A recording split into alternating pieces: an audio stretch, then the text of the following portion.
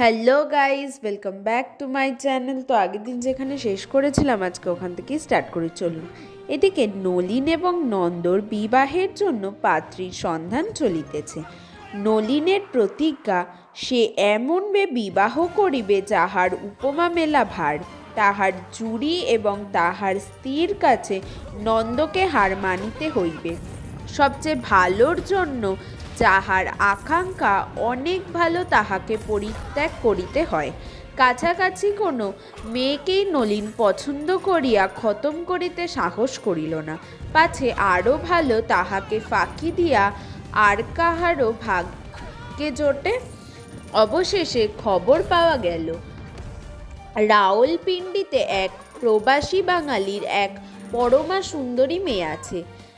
কাছের সুন্দরীর চেয়ে দূরের সুন্দরীকে বেশি লোভনীয় বলিয়া মনে হয়। নলিন মাতিয়া উঠিল। খরচপত্র দিয়া কন্যাকে কলিকাতায় আনানো হইল। কন্যাটি সুন্দরী বটে, নলিন কহিল। যিনি যাহাই করুক, ফস করিয়া রাওলপিন্ডি ছাড়াইয়া যাইবার সাধ্য কাহারও নাই।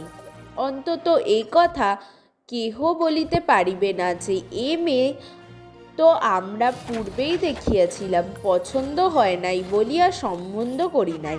কথাবার্তা তো প্রায় এক প্রকার স্থির। পানপত্রের আয়োজন হইয়াছে। এমন সময় একদিন প্রাতে দেখা গেল ননীগোপালের বাড়ি হইতে বিচিত্র থালার উপর বিচিত্র উপঢৌকন লইয়া দাসী চাকরের দল সার বাঁধিয়া চলিয়াছে। নলিন কহিল, দেখে এসো তো হে, ব্যাপারখানা কি? খবর আসিল নন্দর ভাবি বউয়ের জন্য পানপত্র যাইতেছে।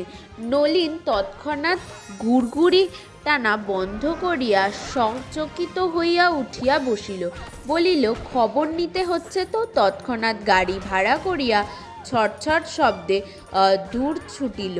বিপিন হাজরা ফিরিয়া আসিয়া কহিল, কলকাতার মেয়ে, কিন্তু খাসা মেয়ে। হাজরা কেবলমাত্র কহিল, খাসা মেয়ে। নলিন বলিল, এ তো দেখতে হচ্ছে। পারিষদ বলিল, সে আর শক্তটা কি বলিয়া তর্জনী এবং অঙ্গুলষ্টে একটা কাল্পনিক টাকা বাজাইয়া দিল। সুযোগ করিয়া নলিন মেয়ে দেখিল। যতই মনে হইল এ মেয়ে নন্দর জন্য একেবারে স্থির হইয়া গেছে, ততই বোধ হইতে লাগল মেয়েটি রাওপিণ্ডজার চেয়ে ভালো দেখিতে। দ্বিধাপীড়িত হইয়া নলিন পারিষদকে জিজ্ঞাসা